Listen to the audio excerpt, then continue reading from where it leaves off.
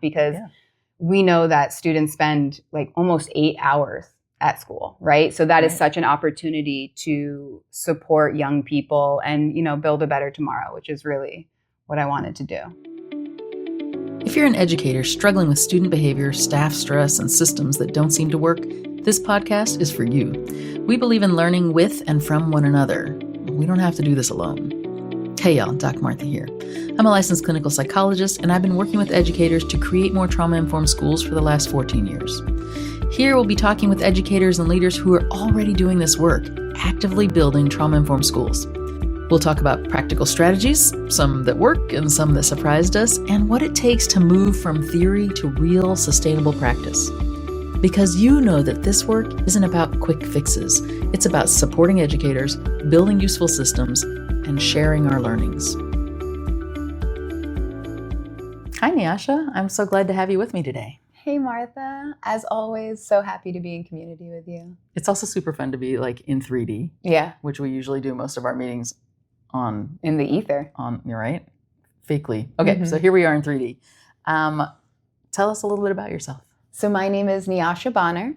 I use the pronouns she and her.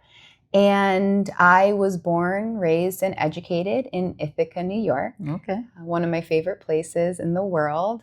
However, I now live in Miami, Florida, which is incredibly different. I was going to say, I feel like that's probably very different. Yeah. So how did I end up in Miami? So growing up in Ithaca, my mom was a teacher and I loved school. Ithaca is a really incredible and unique community. Obviously, as I've gotten older, learned and grown, I know that there are lots of opportunities for growth for Ithaca. But in general, it felt like a really safe space for me to grow up. All of my classroom teachers had "this is a safe space" triangles. We talked about being multicultural. We had so many languages spoken. And so I grew up in just like an incredibly diverse and rich community with opportunities for connection and just community. And once I went through high school, started going to college, applying for colleges, I, first off, 100% thought I was going to be a doctor. I was going to say, did you always know you were going to be a teacher? No, you were going to be a doctor? No, I knew my whole life that I wanted to serve. Okay. I didn't know at what capacity, what that looked like. I didn't really have an idea. And so when I went to college, I thought, like medicine, that makes sense. I'm going to be a doctor. And when I went to college, my freshman year, I left Ithaca and I had the very real experience of the rest of the world and what that looks and feels like. Like a jarring experience. Right? Going from like a place where we really celebrated diversity and all of our differences to a place that's incredibly segregated. Yeah. At like a private Christian university. Oh, wow. Very different. But I got a really good scholarship. And the scholarship ended up not being worth my well-being and like sense of safety. Oh yeah, I bet. And so I ended up transferring to Ithaca College, less than a mile away from the home that I grew up in, next door to the school that my mom taught in. But I felt safe. I had community. I still lived on campus and made friends outside of my high school friends and really was able to build community. I quickly realized that I did not want to be pre-med because I had to take microbiology. Right. I don't know if we remember that. No. And it turns out natural sciences weren't my favorite, and which kind of led me into this world of public health. And then with public health, I certainly thought I was going to be living abroad, probably giving out birth control in Sri Lanka. Right. But part of our program included a portion of education courses. And I really connected with my professors and ended up finding the program Teach for America. Oh, definitely familiar with that. Yeah, which, again, every program, everything has some glows, but also some grows. I ended up opting to do Teach for America and was placed in Charleston, South Carolina. That's a long ways from Ithaca. Right? So I'm quietly and quickly moved further and further south, which is very interesting. However, what I did, after going through university, after talking to people, thinking about public health and the social determinants of health, I realized that education was my way to serve the most children, the most students, and have like the biggest impact. We know that students spend like almost 8 hours at school, right? So that is such an opportunity to support young people and, build a better tomorrow, which is really what I wanted to do. Yeah. Actually, I feel like some kids are spending even more time. So like in where I'm at, kids are sometimes there 7 to 6, 7 a.m. to, that's 11 hours a day, 5 days a week. That's more than full time. Right. So that makes a lot of sense to me. Mm-hmm. And so I realized after my experience with freshman year of undergrad, going back to my hometown, feeling safe, it's easy to feel safe. It's easy to be in a community where we really support each other. And is that where we're going to move the needle? Mm-hmm. Is that where we're going to see the most change? And so I actively chose to move to a community and a space that is very different than Ithaca, which is how I ended up in Charleston, South Carolina. Yeah. And I became an early childhood educator for an innovation school, which, as you were saying, we think about how often kids are in school. My students started at 7:15, and we had an extended day program, which I stayed with my students until about 6:30 p.m. You mean you stayed in the classroom with your student? They didn't go off to the after school part. They stayed in your room? They stayed in my room. Wow. We didn't have specials. We ate breakfast, lunch, and dinner together.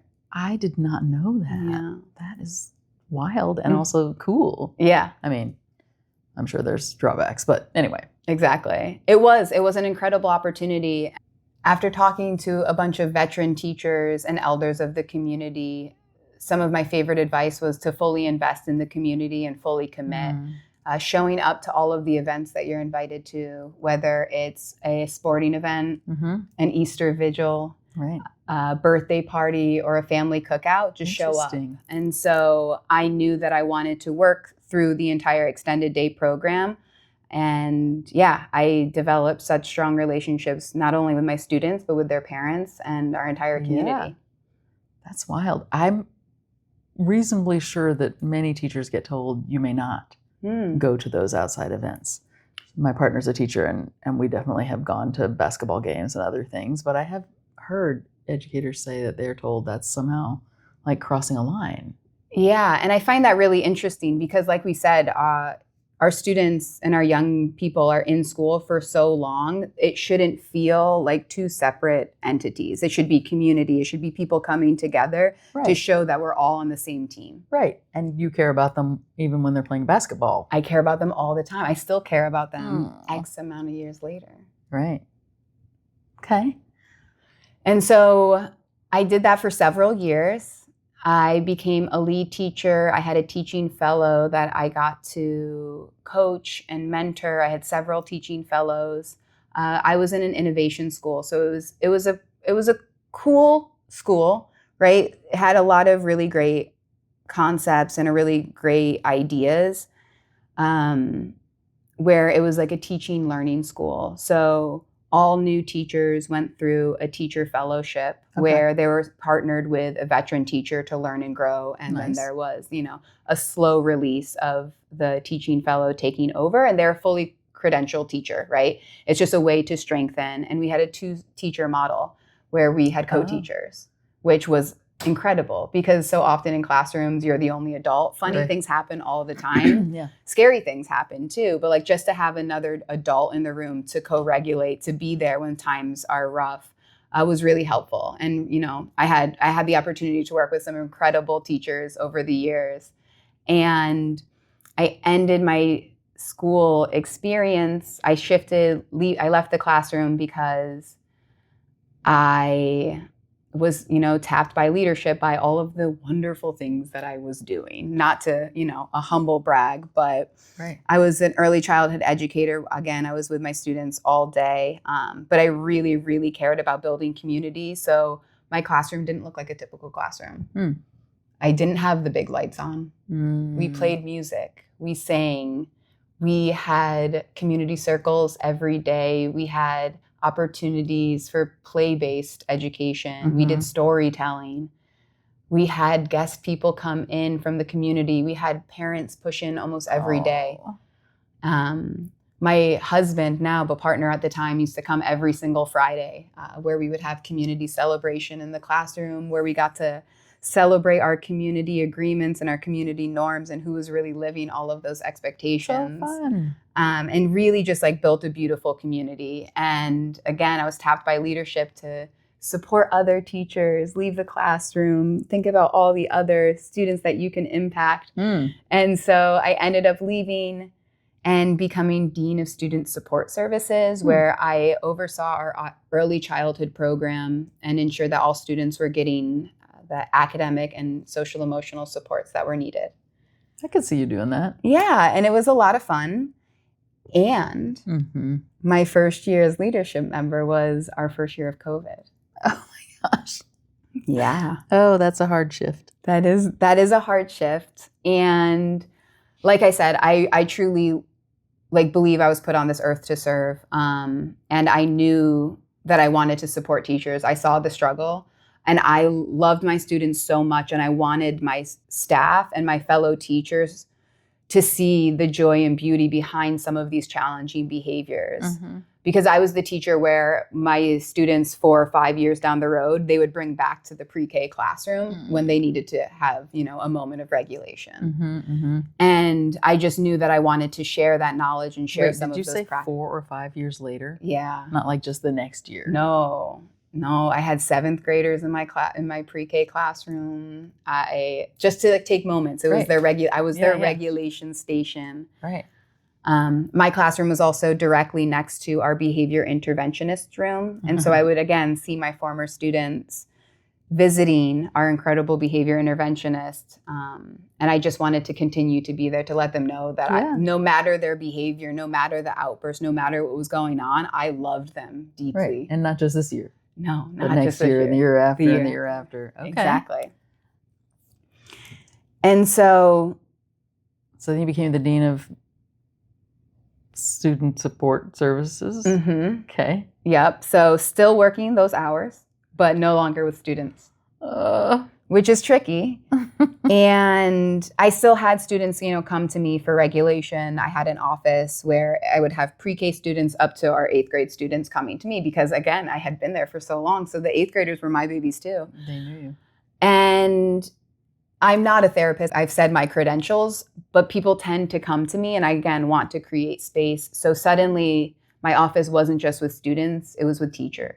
Because again, like I said, this was COVID and we were in the South. So we were there in person with the plexiglass. It was hard. Yeah. Yeah. It was really hard. Wait, where was the plexiglass? I was in California, so we just shut everything down. Where was the plexiglass? Oh, there was more plexiglass than there was pencils, it feels like. All of our tables had these giant pieces of plexiglass that were like 3 feet high between every single desk. Oh my God. Teachers had to put them on the carpets between carpet squares. Oh, so you had to move them during the day? We just had plexiglass? We had lots. Oh, no, we had multiple. We had a lot of plexiglass. And it's kind of sharp. So early childhood, it was scary. We were having to putting like the bumpers on everything. It gives stay in your square a whole nother feel. Right? You're literally putting students what feels like in a cell. A clear plexiglass one, but still. Yeah. Okay. A bizarre feeling to go through. That is wild to me. Yeah, I agree. Okay. So what happened with that? Yeah. Then what happened? I found myself like coming home from school every single day, not getting home until 8 p.m., taking phone calls from teachers who had a really hard day. And of course, I'm not going to ignore them. Right. They need someone. Right. And I would stay on the phone until 9 p.m. and I would look at my partner and just start crying. I'm like, this is hard. This is really hard. And it came to a point where I wasn't really able to take care of myself. Yeah. I had lost a ton of weight. Everyone's like, you look fantastic. Do I? Are you sure? Are we sure? So like Ariana Grande? Oh, sorry. Yeah, no, truly. It was, people were nervous. And I realized that I really needed to prioritize my own health. But unfortunately, I didn't have it in my heart to just quit. Yeah. And my husband got a job in Florida. And I said, I think this is the only way I can leave this school community is if I truly move away because... Like, oh, sorry, y'all, I have to go. No, truly, because I lived in the same community as my students, right? How could I leave the class? How could I leave my school if my neighbors are my students? Like, I don't know. I just really struggled with the thought of leaving. I don't know if I have just an adverse feeling around quitting, but like, maybe it's my parents, maybe that there's something psyche in there about just not quitting. And I just couldn't do it. So it truly had to be my partner getting a new job, taking me to a different state. So I can't do it. I won't be here. Yeah, which is wild. But here we are. Yeah. So then we moved to Florida, just trying to get even further south, make an even bigger impact, some may say. And I was applying to jobs after jobs after jobs, and no one was hiring. What kind of work were you applying? Were you like trying to be a teacher again? Go back into the classroom? I was not trying to go back to the classroom, and it was like 2021 at this point. So remote work was a thing. Oh, yeah. And I was like, ooh, how can I benefit from this life? Right. And I applied to what felt like 1 million jobs. Ugh. And then one thing led to another, and I stumbled upon a project coordinator position with this project regarding schools and trauma. Yeah. Which is how I ended up meeting you. Me. Yay. Yeah. There we go. You joined us with Hearts, Healthy Environments in Response to Trauma in Schools. I didn't know if we were allowed to say the name. I mean, we'll say that name. Okay. Shout out to Hearts. And we were on a project together that was virtual, but which had been designed to be in person because as grants work, we had applied for that grant a year before. Yeah. And so we had applied for a thing that was going to be all in person. And suddenly we all, like everyone else in the world, was scrambling to figure out how to do that in the ether. So once I got that offering, once I got to meet you and the rest of the team, I just knew the universe put me in this position for a reason. And I was surrounded by an incredible team that was so dedicated to wellness, liberation, and just ensuring that schools are a place where all students can thrive. Because again, forgot this detail, I ended up getting my master's degree in academic accommodations for neurodivergent learners, which opened up my eyes to the world of trauma and different ways of learning and knowing. Yeah. I remember when we interviewed you, you may have been the first person we actually interviewed. I think you were the first, and I was like, done. And then I was like, I can't do that, Martha. You had to interview all the people. And when you interviewed the people, and there were many awesome people, and with lots of a variety of different qualifications. And in the end, your qualifications were what we were really looking for. Like it matched really, really well. But I was secretly very excited because your energy coming in. And didn't you teach us something? I think you taught us something. That lines up. Yeah. Right? And we were like, this is what we need. We need, because on our team, we had psychologists. So we had a public health person who was a research guru thing. Yeah. And we really, really wanted someone with actual teaching experience because we do all of our work in schools. It was like, we need teachers on our team because we want to hear the voices of all the people. And so there was that. But I remember, because this was early Zoom, and you came on and you were like, yes, and let me tell you about the thing. And here's a little story about Ithaca. I don't even remember, but I remember that you taught us a lesson. And I was like, why isn't everyone coming and teaching us a lesson, showing us that they can do it? Yeah, I remember being very excited that you were going to be the one to join the team. Yeah. And it was just such an exciting opportunity, because I was just realizing over the years, my teaching practices were deeply rooted in trauma-informed practices. I may not have necessarily been able to name it. I thought I was just creating a holistic classroom, which is what it is, yes, right? But at its core, that's what it is. But then being able to be part of a team that is talking about the neuroscience and the research behind everything that I was already doing just felt really affirming and made me realize that I want to just continue working with teachers, continue spreading this knowledge and not, siloing it or gatekeeping it. It just needs to be out there in a way for teachers to understand. Right. And I feel like there's so much of that, like we do trauma-informed schools work. That is what it's called. But many of the practices are really just about, like you said, whole person accommodation, right? I need to know you as a whole person, and I need to treat you as a whole person. You are not just math mind or reading mind, right? You are all the parts of yourself. And I think that so many of the teachers that I've met over the years are doing things that I'm like, absolutely, this is exactly what I would also be recommending.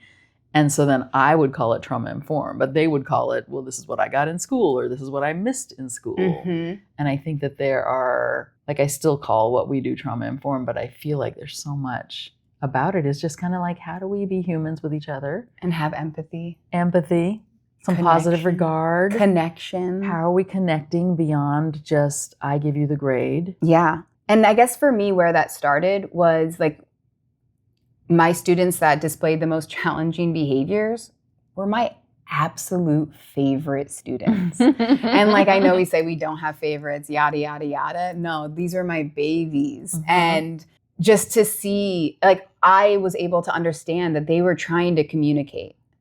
They were trying to tell me something I just didn't necessarily know, because all behavior is a form of communication. So what did they need? Did they need a hug? Did they need connection? Did they need breakfast? Exactly. Did they need to choose their breakfast versus me just giving them the milk? They wanted to go to the refrigerator that we had in our classroom, because obviously I had a giant refrigerator, where they could just get the food for themselves, right? Teaching that independence and allowing them to have space and freedom, giving them opportunities to take a break. Right. Which now we call brain breaks. Exactly. And I imagine some students also needed you to bring them the milk, right? So some kids needed the caring for in this way, and some people needed kids needed the caring for in that way, right? That they got to do it for themselves. Yeah. And so for me, like, once my students, again, like I said, some students that were displaying challenging behaviors, once they left my classroom, I would see teachers getting frustrated, and it would truly break my heart. Like, truly break my heart. What do you mean? That's my J money. What do you mean? He's brilliant. He is a leader. He is independent. Right. He knows. He just, needs to take a break. And also you might need to allow him some of that independence. Yes. Yeah, whenever I have worked with teachers who say, well, that child, most often a boy or male-identified kid, who is, like, I often hear teachers say, well, he's like the ringleader, which is like some harsh language to use about a child, but that, what he does, everybody follows. And I'm like, that's a leader. That's a leader. Now, what we don't necessarily want him to lead in that direction. If you want him to lead in a different direction, then let's get him on the right path. But like, the person who's charismatic that everybody follows, that's, once you're older, that makes you a leader. Like, why are we saying that children aren't leaders? And or why are we like disparaging the kind of leadership that he's 8 years old? Of course his leadership is just following his own whatever he needs in the moment. Right? Yeah. So I wonder about, like, as you came into learning from what we were talking about and seeing what we were advocating for, what were the things that you were like, oh yes, I totally do that, check? And also like what were the things that you were like, oh, there's a name for that thing that I was doing all along, and I just wouldn't have called it that? I think what really stuck with me when I switched to the Hearts program was understanding the neuroscience around agency, connection, and safety. Right? Like, I knew that my students needed something, but like having that actual language and the actual research behind it really like helped me understand that, like, oh, I was giving my students autonomy, but I also had extreme structures in place. So they were feeling safe. They knew every single day when they came into my classroom, they were going to see me at the door every single day. And I was going to welcome them with a hug, a handshake, or a high five, whatever they needed. Or they just needed to not have anything, right? And that's okay too. I also think meditation. So my thoughts on meditation really shifted. Like, my first year teaching, I remember someone saying like, oh, have the kids meditate. You do yoga. And I 100% used it as a control technique. We're sitting silently. Just sit silently and breathe. breathe with me, right? And like that is not mindfulness. That is not helpful. That's just a control technique.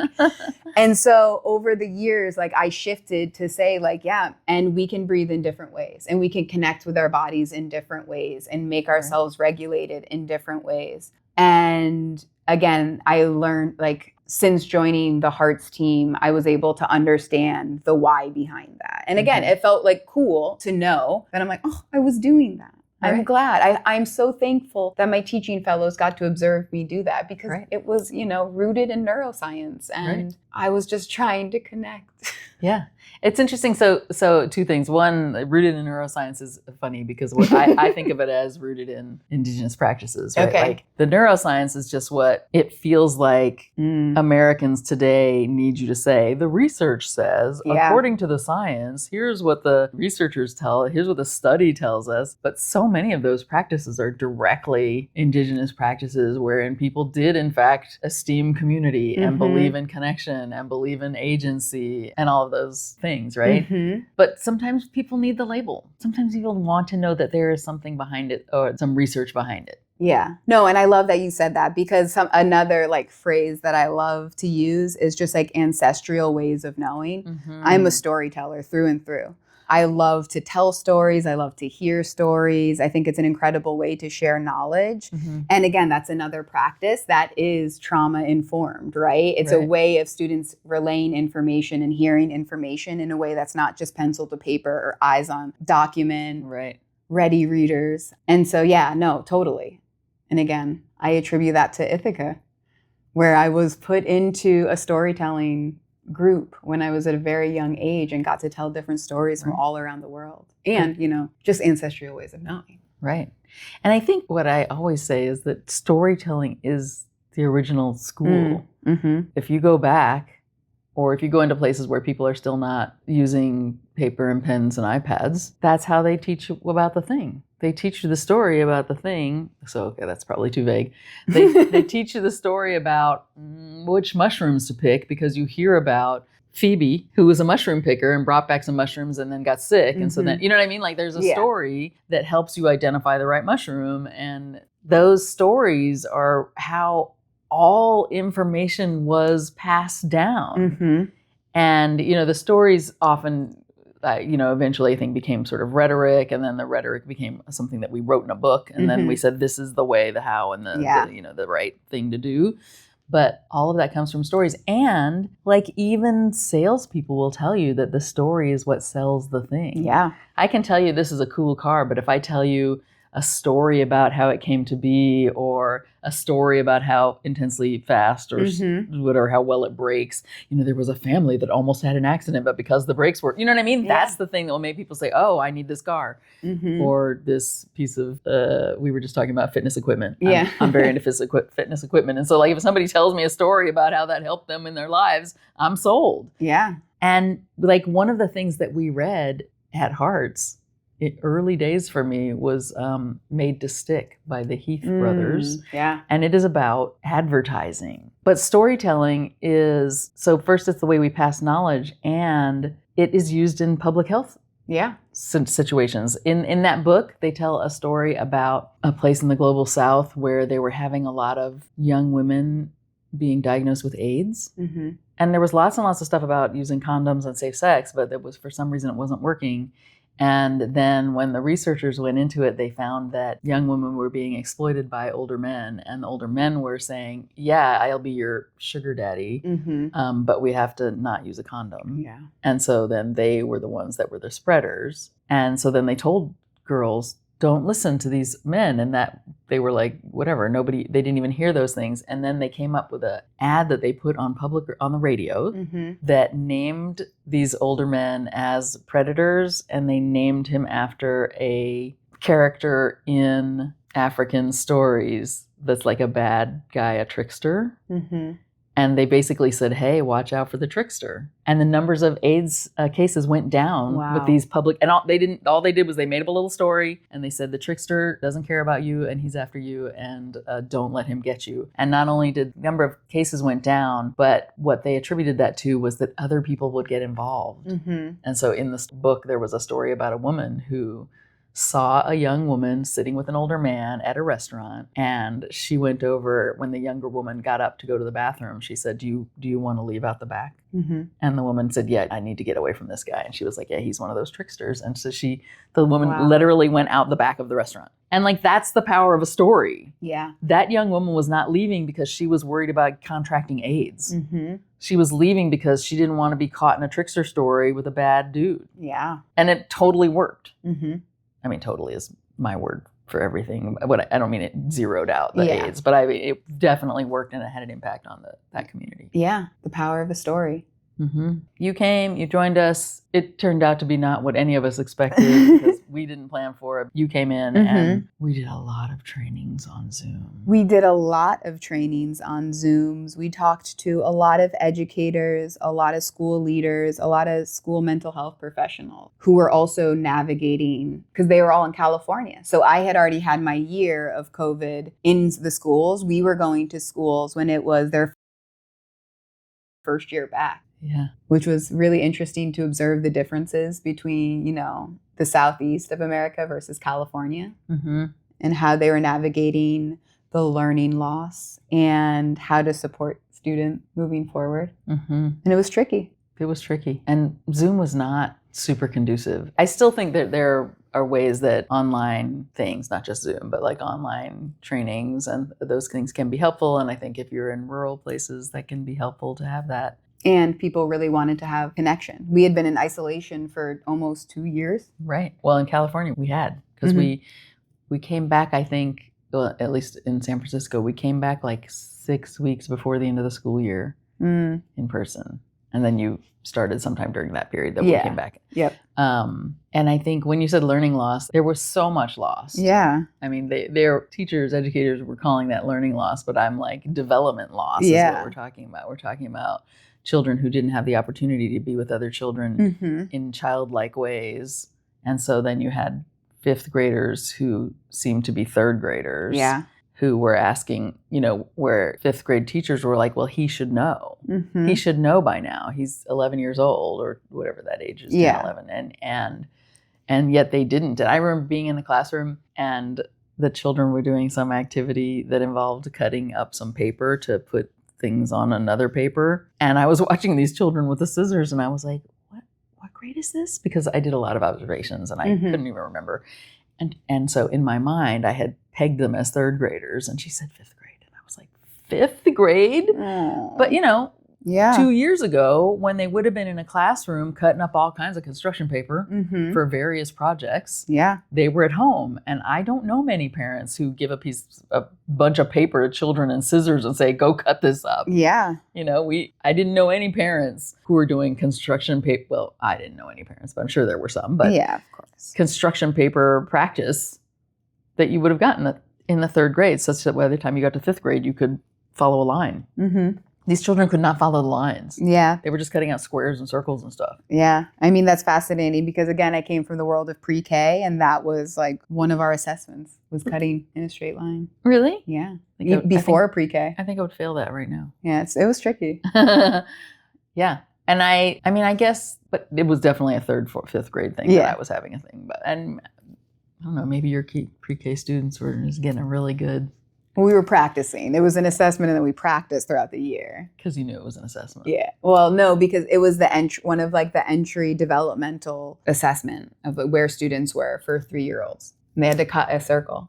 Oh my gosh. And a dinosaur shape. The dinosaur was always cut in half. I mean. Yeah. Very rarely difficult. did we ever have a student. And when we did have a student that could cut it in a circle, we're like, wow, what is happening with that? Finger dexterity. That's some serious.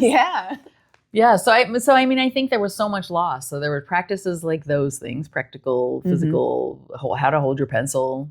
Like I saw so many kids fisting that pencil because not that you learn that in the third grade necessarily, but you get practice. Someone reminding you to hold it in a different kind of way. And also handwriting. Yeah. Well, they're on Zoom. Was outrageous. Right. I was like, whoa, that's some jaggedy writing you got there, fifth graders. It's you just want it all to be in the one line. Yeah. Because, right, they missed the whole 3-lined paper where you're up and down and below the line. And then all the worm line, yes, sky line. Right. Yeah. And students didn't have the opportunity to have pencil to paper. You would have to have teachers or schools delivering that to students' families, which we were very lucky. And our school did have that offering. But a lot of schools and a lot of students didn't have that. A lot of students didn't have Chromebooks or Wi-Fi. Right. Right. Well, I remember driving around Chromebooks, delivering them to schools. I mean, to families, to students. But that didn't mean they kept them or that they, didn't break or spill grape soda on them or whatever. Right. So like that definitely also was a thing.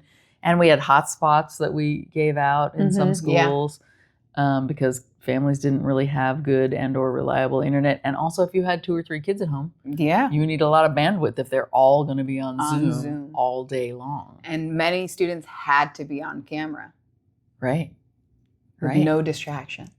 Theoretically. Yeah. It was a hard time. It was a tough time. And I think like when I'm in schools now, I still see that gap. I still see kids being 2-ish years, seeming to be about 2 years younger than I would expect them to be, even in high school. I think that the kids that were in high school at COVID time, I mean, they were really mad in San Francisco. There were some very mad children. They wanted to walk across the stage and they weren't allowed to. But they, I think, took less loss because they already kind of knew how to do school and they already knew what they were supposed to be doing. And some of them studied more and some of them studied less, but they probably would have also done that if school had been still in 3D. Yep. But for little kids, younger students, they missed that. Yeah. And so I am working in a high school now and I see these kids and I'm like, they seem like middle school students to me. Yeah, right? They seem like middle school students. Totally. Yeah. So our first year of Professional Learning Institute virtual was challenging, needless to say. It was. But we had some really, really incredible teachers that we got to work with. We did. And we had teachers that cared deeply about their students and wanted to learn more. We had one educator who came to every single open consultation. And she was just such a joy to work with because, again, you can just feel when people care. I believe that all teachers care to a certain degree, but she showed up consistently every single time and shared and wanted to learn and wanted to grow from us, from other people who were part of the project, from other colleagues, from other schools. And we got to see a teacher who was ready to leave the classroom say like, y'all, like this was really helpful and I'm not going to quit. Right? Like that, just knowing that. And like myself, especially because I did leave the classroom, just to know that like, oh, we did it. Like we got a good teacher who cares deeply and has empathy and compassion for her students. Like we were able to help her feel sustained and seen and stay in the classroom so she can continue pouring into students. Right, and safe. And she had a space that she could come in and cry and say, oh my gosh, I don't know what's going on with this kid. And we had several. We had several. And we also had some administrators. We had some incredible administrators. Right? We did. Yes. We did. And then the project changed and then there was more different schools involved because that's how grants work. Yep. And actually one of the reasons why Stephanie and I started Hardcore Consulting was because the grant work through universities and nonprofits and whatever, like have such the structures that surround that make it so that it's hard to just do the work. Yeah. And so we were like, we want to move away from that system so that we can do the work in a more flexible way. But there was another project that went still through the university. Still going. Is still going. Closing out soon. Which you and I were on together. And then at some point I left. It was the same, but it was different. Yeah, we tried to learn. We tried to grow. We shifted a bunch. And something that consistently came up, and I felt this when I was also still in the classroom, was yes, and you're not in my classroom. Yes, I hear you. I hear all these theories. I hear all these great ideas. And what do I actually do? And it was like, it was an exciting opportunity for me to really step into my power. Like, I literally have been in your shoes, right? I know what it feels like to have a student throw a desk. Mm-hmm. I know what it feels like to have a super dysregulated parent come at me. Right. And what to do. And so we shifted a lot. We got to be more in person, and we got to just make it more teacher centered, right? Hearts is an incredible offering, and all of the principles, all of the ways of knowing could also be a master's level course. Right. Like, truly. Totally. Could be. And it should be. That should be a part of all of teaching college opportunities. All like future teachers should learn trauma-informed strategies and approaches. Mm-hmm. But to be able to create materials that are for teachers who are taking a PD after school, after being at school from 7 a.m. to 6 p.m. Yes, let's learn all these key concepts. Yes, let's do it. And what can you put in your pocket and try tomorrow? And so just being able to step into that role was really exciting. And I got to connect with more educators, more school leaders who, again, care deeply and wanted to learn and grow. So the project obviously has opportunities of growth. We're still, navigating what the perfect program is, but it's teacher-centered, it's human-centered, and it's always remembering that like what we care most about are students and creating a space for students to thrive and teachers to also thrive. Right. Yeah, I think that Hearts as it began was definitely having a person in the building who could go and do those observations. I did those observations. Yeah. But that's a very expensive program, and especially when it's run through a university, which takes their money off the top. And one of the things that I really wanted to try that first year where we were doing so much stuff online was to be able to take recordings of teachers. Yeah. And just the way teachers do recordings in teacher school. Yep. For the teacher to do the recording, and then for us to be able to meet over that recording and do a consult over that recording. Not one teacher ever took me up on that, but it was a thing that I felt like when people would come in and say, here's what's going on in my classroom, and we would say, here's some thoughts that we have about it, they would say, no, that won't work. Or I've already tried that. Or that, you don't know this kid. It's completely different. And there was no way to know. Like if I'm sitting in the classroom, I can say, what were you thinking when you did XYZ? Like what made you try that over this? And also it gave me the opportunity to see all the great things teachers were already doing so that I could say, here's the awesome stuff that you're already doing. Can we extend that a little further? Yeah. Could we get it for this also for this child? And it's a capitalism problem. Yeah. Because I still think that one of the best methods would be have somebody, when you were at your school, you had somebody who came in. Every single day. What? Yeah. Every single day. Yeah. And it helped you be a better teacher. It sure did. And I was recorded often. Right. And so then I'm like, I still think that the best method is for me to be able to actually see what's going on and then sit with you about that, because that's the part. The part me watching is not the part that's important. Us being able to have a little space and time to think through even a 10-minute clip. Yeah. What's going on there? And to be able to just help the educator name what were the great active ingredients there.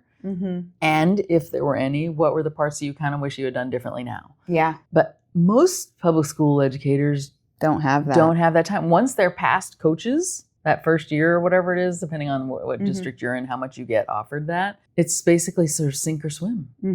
And that's really challenging. And that's not how people grow. Right. We want to continue to learn, right? We want to be lifelong learners. I want to be a lifelong learner. Me too.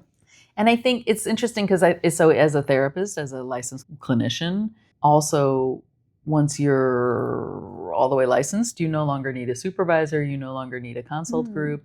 And the best therapists I know are in consult groups. Yeah. Because we need places that we can talk about either the issue and what can we do about it, but sometimes also feelings we have about clients that we have in our offices, or like missteps that we think we made. Or I've had many conversations with other therapists about my client said a thing that was racist, sexist, ableist, whatever, and help me think through what I can say. And not because I'm an expert, but because in the group we're talking about, oh, here's the thing I tried, or here's the thing I tried. And that is what makes us good clinicians is the continued practice. Yeah. So just as a shameless plug, we're having open consults for teachers. I cannot remember what day of the week it is, but if you go to our website on the events page, they're listed there. And at this moment, they're still free. They're free for educators to join. And they're so much fun. They're fun. They really Nyasha are. is sometimes there with us. It depends on who's around and when we're around and, time zones. But, and we get to talk about teaching in a way that's not just like your evaluation from your principal. Exactly. And is a place where people can honestly break down, which has happened many times where teachers are crying and saying, I'm doing my best and I don't know. And often we're saying, no, all of those are great things. This is just maybe it's a problem is actually you're not getting enough support. Yeah. It's not that you're doing something wrong or bad. It's that you're not being supported from your administrative side or from the school district or whatever. Those are really, really fun. And we have figured out a way, I think, to make them constructive, even though we can't be constructive. Is that the right word? To make them be constructive, even though we're not all of us in the classroom. We have a set of questions we go through. We have like a protocol that I think really can get at what could help this be better. Yeah. I just want to highlight again that so many of the great practices that I've seen, like all of the things that I have ever recommended to anyone, I got from a teacher. I did not invent them myself. And so many teachers are already doing so many things that I already think are absolutely fantastic and trauma-informed, whether or not they have the names for that. Yeah, totally. And just thinking, I guess, like what I want teachers and educators to always remember is their why. Why did you go into teaching? Why did you go into education? It's because you care deeply. So I think if you constantly go back to that why, remembering to lead with your heart, to lead with empathy and have compassion for others, you're likely already doing trauma-informed work. You just didn't have a name for it. Love that. Yeah. Thank you so much for joining me today. Thank you, Martha. All right, take care. Bye-bye. Bye. Thanks for joining us on the podcast. If you're interested in learning more about our work or want to sign up for a consultation, check us out at hardcoreconsulting.com. Take care, y'all.